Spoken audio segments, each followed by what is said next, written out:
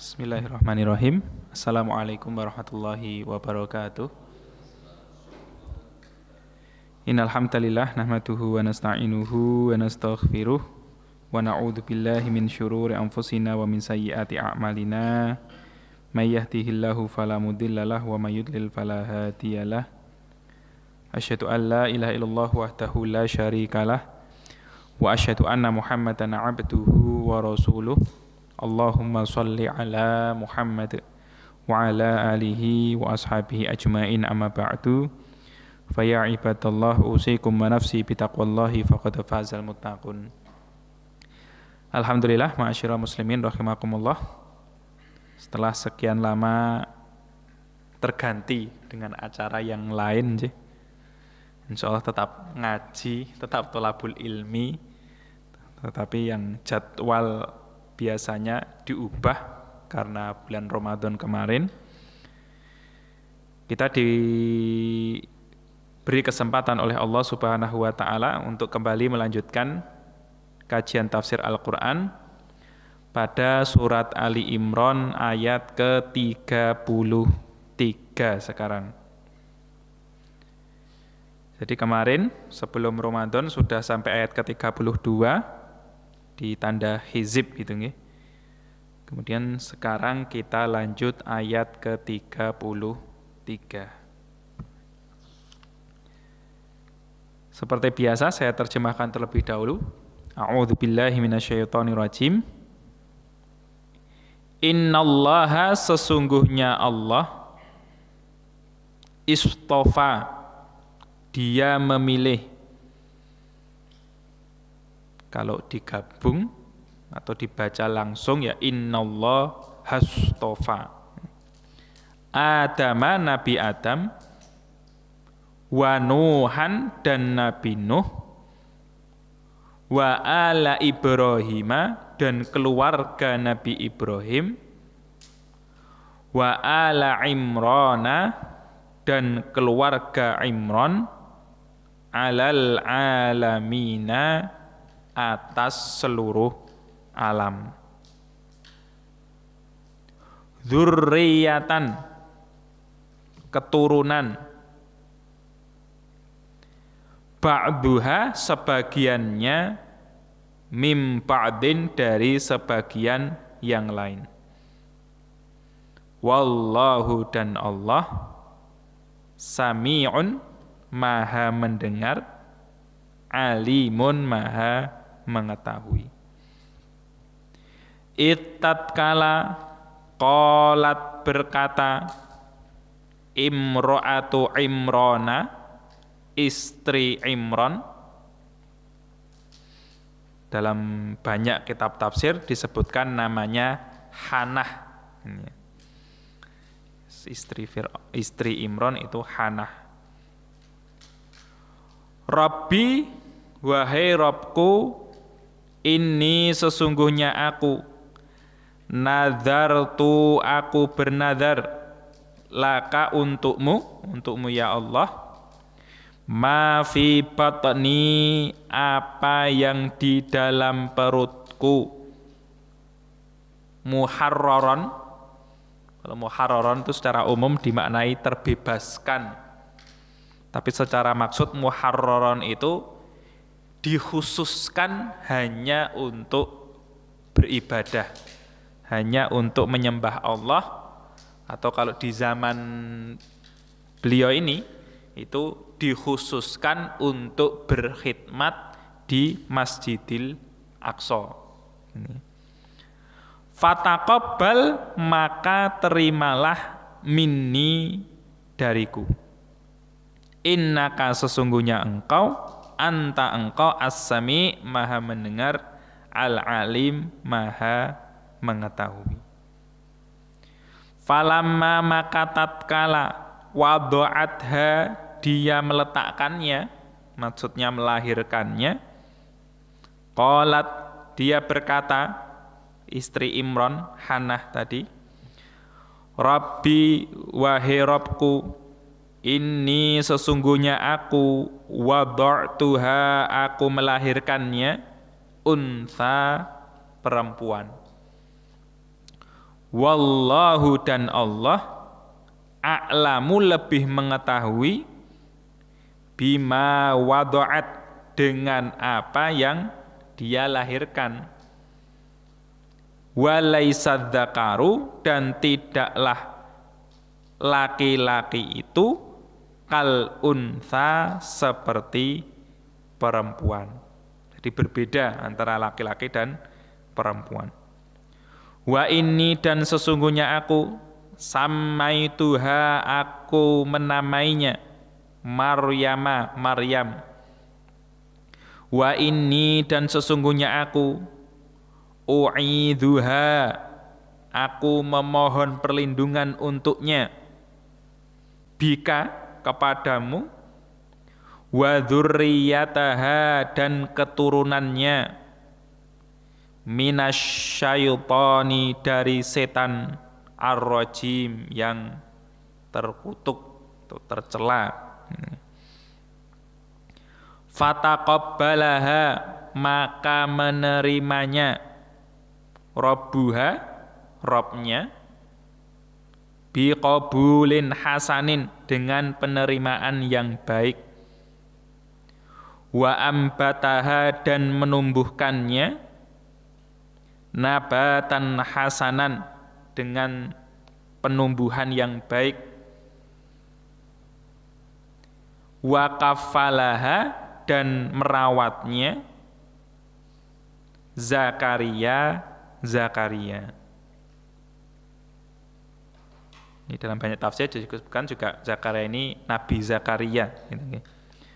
Kullama tiap kali dakhala alaiha masuk atasnya Zakaria, Nabi Zakaria, al-mihrab ke dalam mihrab. Mihrab itu satu ruangan yang dikhususkan untuk beribadah. Wajada indaha dia mendapati di sisinya pada Maryam tadi rizqon ada rizki.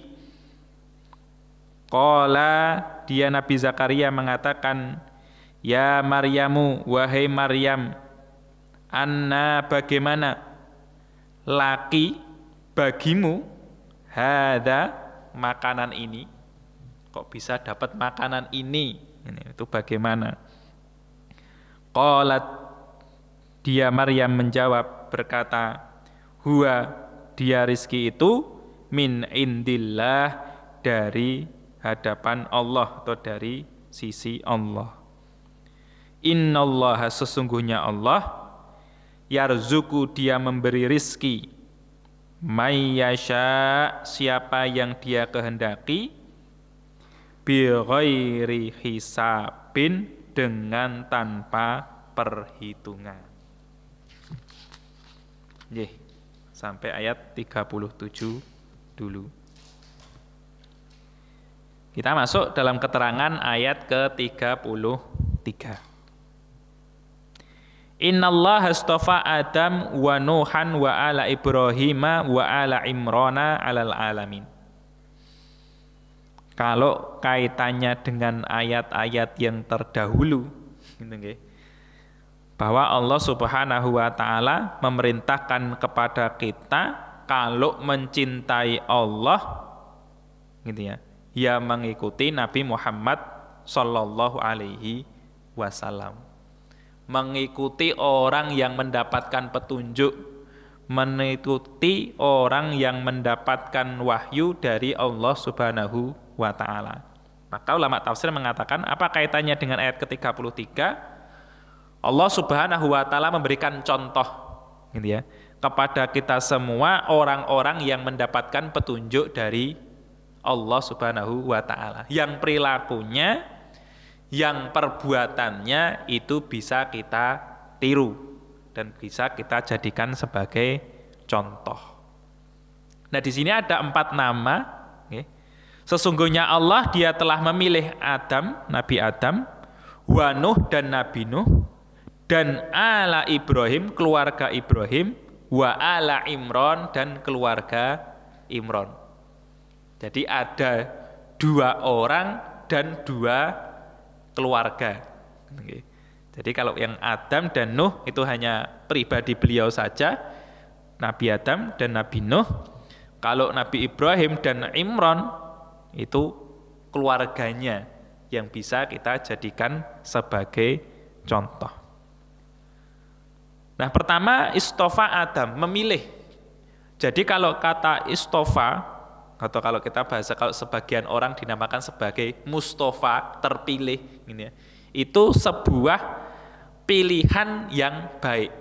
Jadi Allah memilih nama-nama ini atau keluarga-keluarga ini untuk hal yang baik. Nah, apa yang Allah Subhanahu wa Ta'ala berikan atau pilihkan untuk Nabi Adam alaihissalam sehingga dia menjadi pribadi yang terpilih? Sebagian ulama mengatakan Allah Subhanahu wa Ta'ala memilih Nabi Adam untuk menjalankan dinul Islam. Memilih Nabi Adam alaihissalam untuk mendapatkan petunjuk.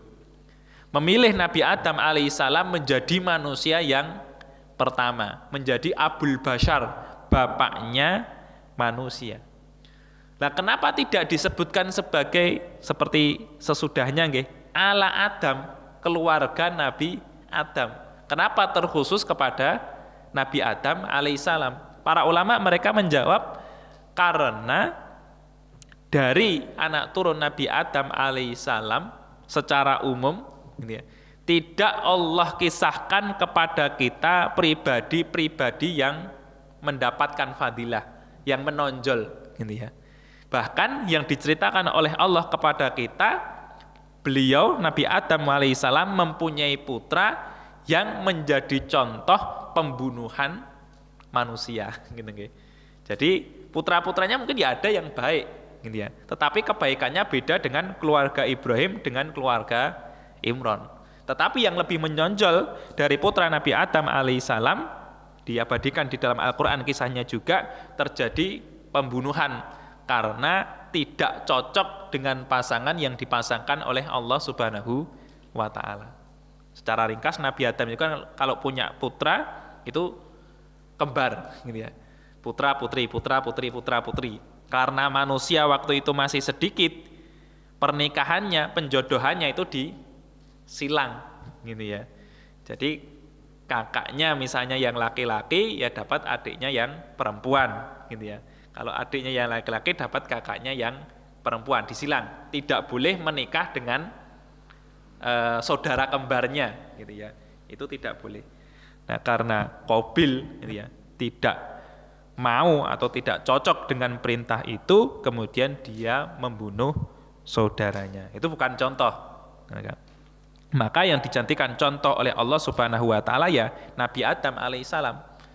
Walaupun apa contoh yang menonjol dari pribadi Nabi Adam alaihissalam, para ulama mereka menjelaskan beliau ketika berbuat salah langsung bertaubat kepada Allah.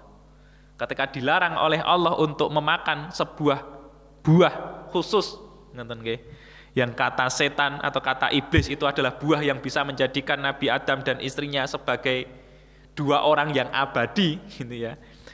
Dan Nabi Adam alaihissalam tergiur, gitu, karena iblis itu menggodanya, menipunya, berani dengan bersumpah atas nama Allah, gitu ya. Nabi Adam tidak nyangka kok ada makhluk yang bersumpah dengan nama Allah tetapi berani berbohong, gitu ya. Sehingga terjerumus ke dalam godaan tersebut, salah, langsung bertaubat kepada Allah Subhanahu wa Ta'ala. Itu bisa menjadi contoh yang menonjol dari beliau bahwa kita ada kesempatan banyak kekeliruan, banyak kesalahan, ya kita langsung ikuti dengan taubat kepada Allah Subhanahu wa Ta'ala. Yang kedua adalah Nuh alaihissalam. Nabi Nuh itu sebagai pribadi yang sangat bersabar. Dakwahnya 950 tahun, yang ikut itu cuman kurang lebih 80 orang. Jadi selama itu dakwahnya cuman dapat 80-an orang, gitu ya. Dan yang Allah Subhanahu wa Ta'ala ceritakan di dalam Al-Quran juga, istri beliau, anak beliau itu malah tidak mau mengikuti suaminya, tidak mau mengikuti bapaknya. Jadi secara keluarga itu diberi ujian oleh Allah, secara dakwah pengikut dengan waktu yang lama itu cuma mendapatkan sedikit gitu ya. Nah, itu karena kesabaran beliau yang luar biasa dijadikan oleh Allah contoh untuk kita, bahkan beliau termasuk sebagai ulul azmi. Nabi Nuh, Nabi Ibrahim, Nabi Musa, Nabi Isa, dan Nabi Muhammad sallallahu alaihi wasallam, karena kesabaran beliau yang luar biasa. Kalau keluarganya enggak gitu, karena bahkan istri dan anak beliau itu menjadi contoh di dalam Al-Qur'an bahwa ya keimanan itu pilihannya Allah. Walaupun istri seorang nabi, walaupun itu anak seorang nabi, kalau Allah belum berkehendak dia mendapatkan petunjuk, ya tidak bisa mendapatkan petunjuk. Nah, kemudian ala Ibrahim, keluarga Nabi Ibrahim. Nabi Ibrahim sendiri sebagai seorang yang soleh, gitu nggih, kesabarannya luar biasa. Kaumnya semua menyembah berhala, bapaknya sendiri pembikin patung, gitu ya. Dia sampai diancam untuk dibakar, sudah dilemparkan api tapi bisa selamat, gitu ya. Kemudian beliau juga mempunyai keluarga yang baik, istri yang baik, mau ditinggal di padang pasir gitu ya. Kemudian anak yang bersabar Nabi Ismail, kemudian anak yang bersabar juga Nabi Ishak, kemudian mempunyai keturunan Nabi Yakub. Cuman beberapa ulama itu berbeda pendapat. Yang dimaksud dengan ala Ibrahim, keluarga Nabi Ibrahim itu hanya yang dekat beliau saja masa hidupnya, atau sampai keturunannya di zaman Nabi Muhammad Shallallahu Alaihi Wasallam. Itu kan semuanya keturunan Nabi Ibrahim, keluarga Nabi Ibrahim. Jadi ada yang mengatakan ya cuman yang Nabi Ismail, Nabi Ishak, keluarga inti beliau saja. Ada yang mengatakan ya enggak, turun sampai ke bawah gitu ya. Sampai keluarga Imron juga, itu dari keluarga keturunan Nabi Ibrahim alaihissalam, juga sampai Nabi Muhammad Shallallahu Alaihi Wasallam. Ada yang mengatakan seperti itu, ada perbedaan pendapat. Kemudian ala Imron, keluarga Imron. Jadi Imron itu seorang soleh, kakek dari Nabi Isa alaihissalam. Lah apa keutamaan keluarga Imron? Imron itu sendiri mempunyai dia seorang ulamanya di waktu itu, gitu ya, sebagai orang mahir, orang alimnya di zaman tersebut, juga mempunyai istri yang sangat luar biasa.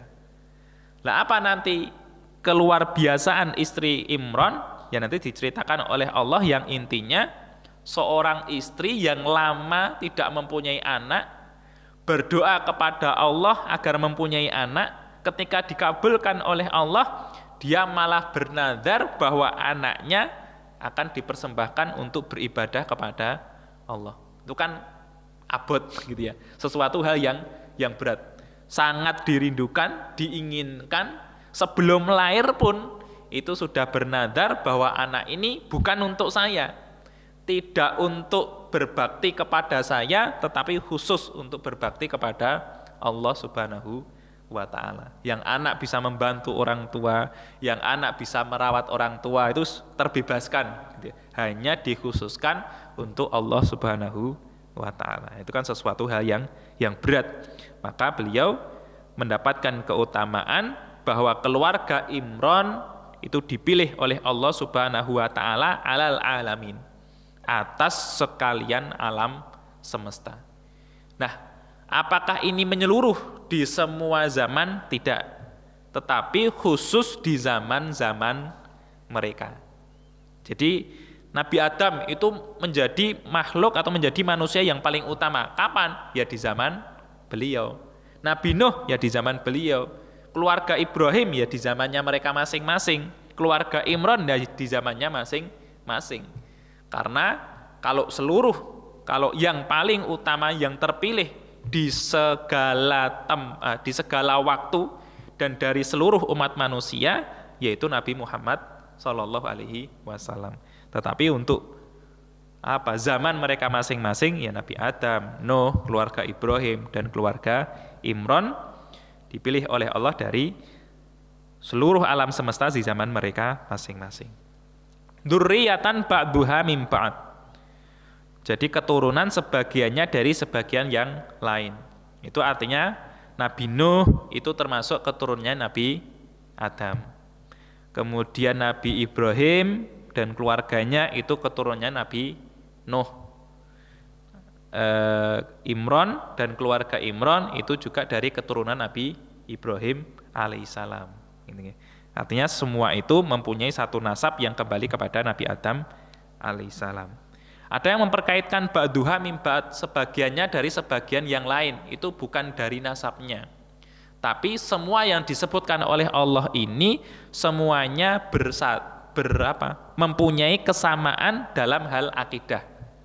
Jadi Nabi Adam itu Muslim, Nabi Nuh itu Muslim, keluarganya Nabi Ibrahim semuanya Muslim, keluarganya Imron itu semuanya Muslim.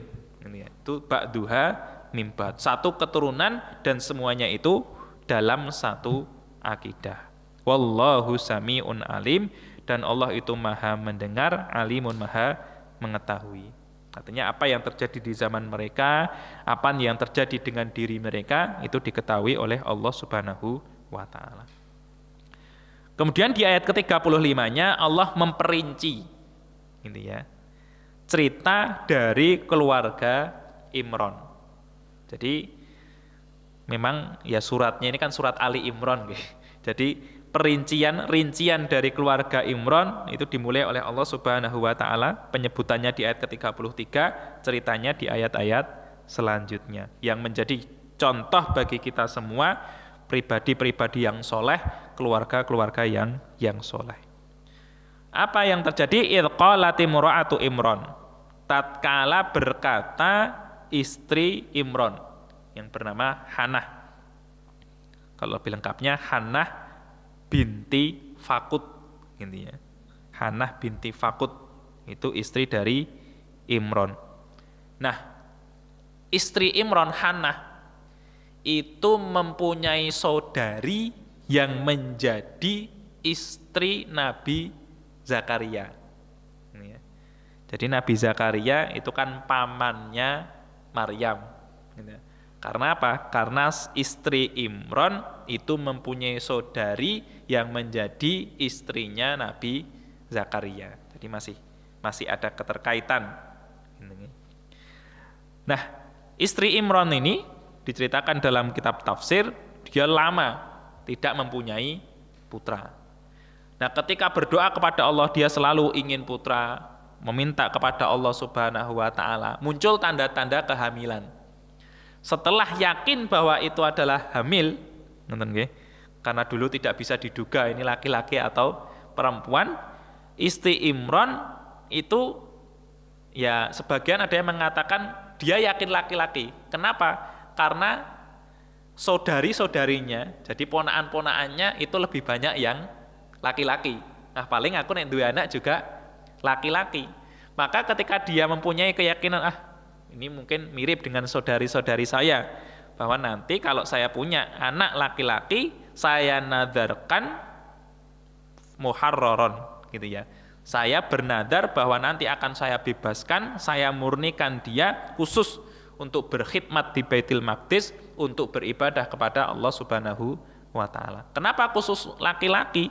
Karena memang dulu yang berkhidmat di Masjidil Aqsa itu hanya laki-laki. Tidak pernah terjadi yang berkhidmat di Masjidil Aqsa itu seorang perempuan. Maka ketika mempunyai keyakinan laki-laki, dia berdoa kepada Allah. Inni nadartu laka ma fi batni muharraran.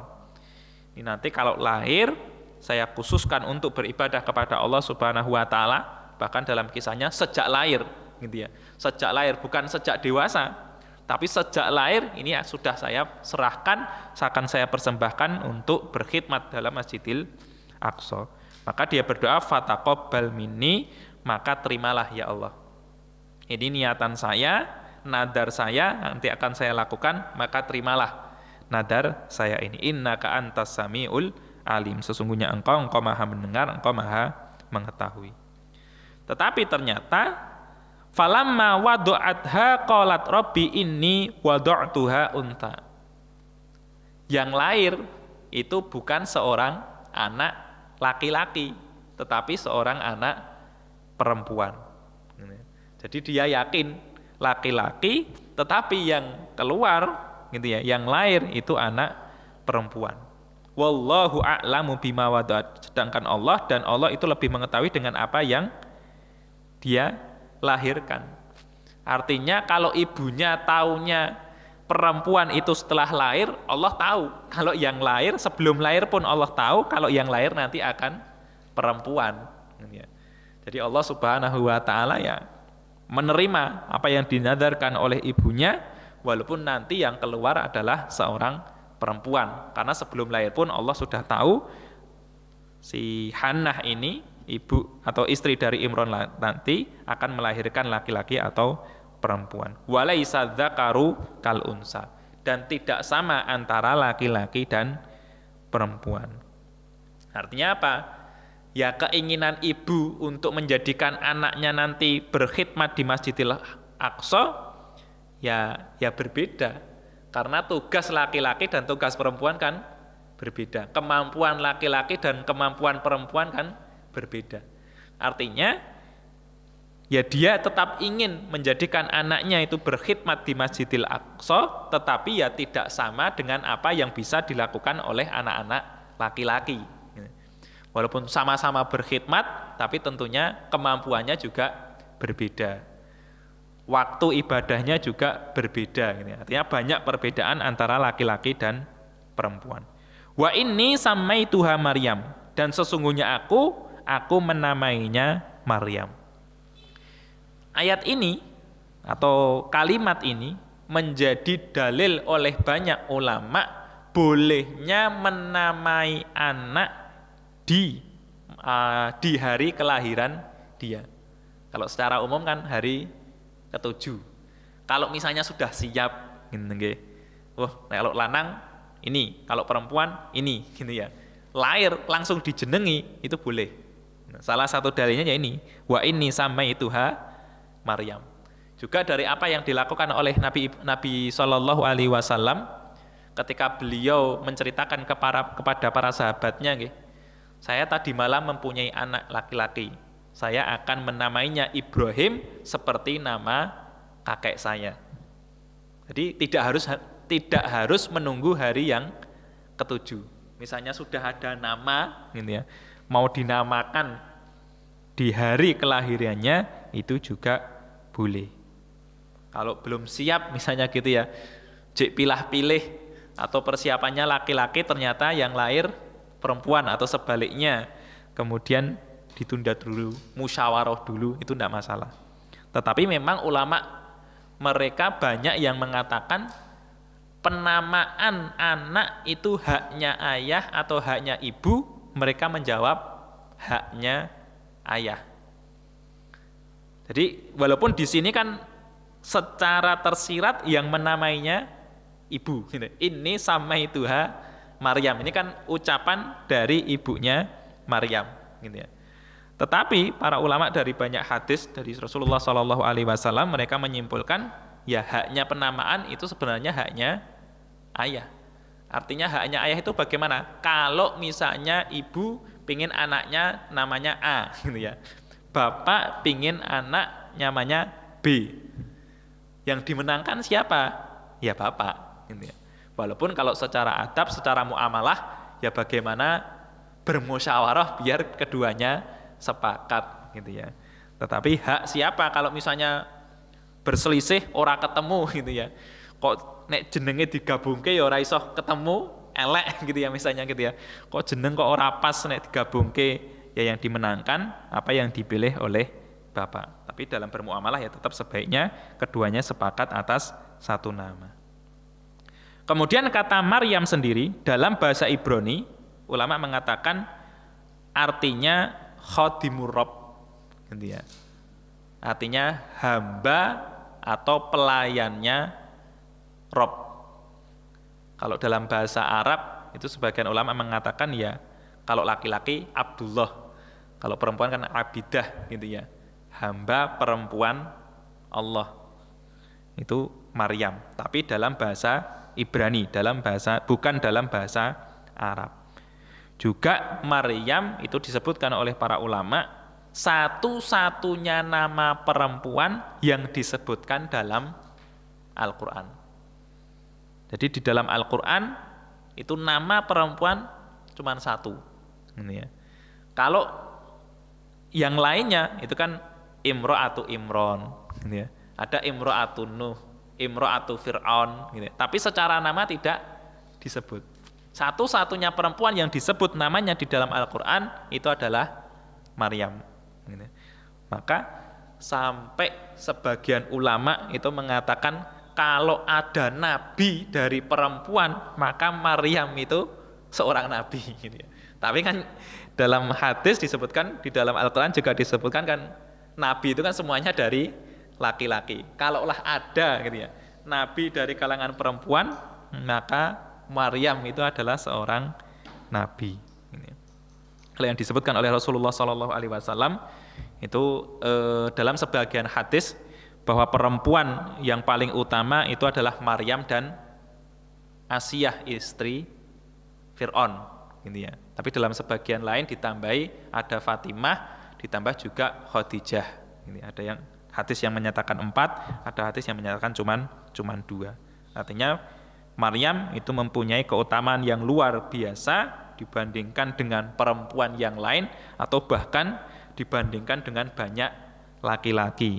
Ini itu mempunyai kesolehan dan keutamaan yang sangat luar biasa.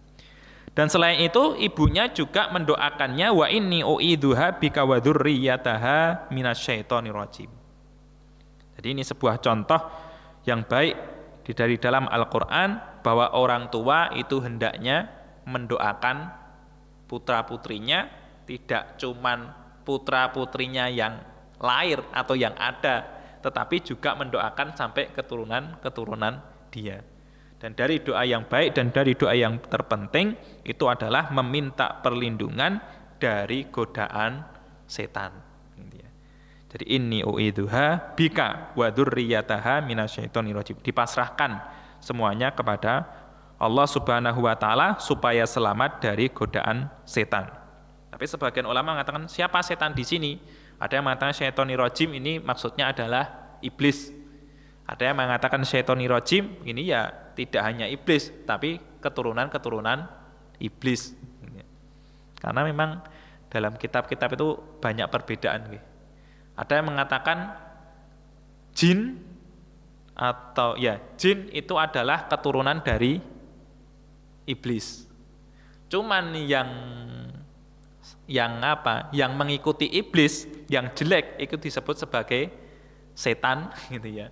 Tetapi yang tidak jelek itu sebutannya adalah jin. Jin dan setan itu sama, tapi setan khusus penyebutannya yang jelek karena mereka sama-sama terbuat dari api gitu ya. Ya wallahu alam, itu suatu hal yang gaib yang ilmunya sangat terbatas yang Allah berikan kepada kita melalui sabda-sabda Nabi Shallallahu alaihi wasallam. Masih berapa menit nih? Oh, tinggal 1 menit.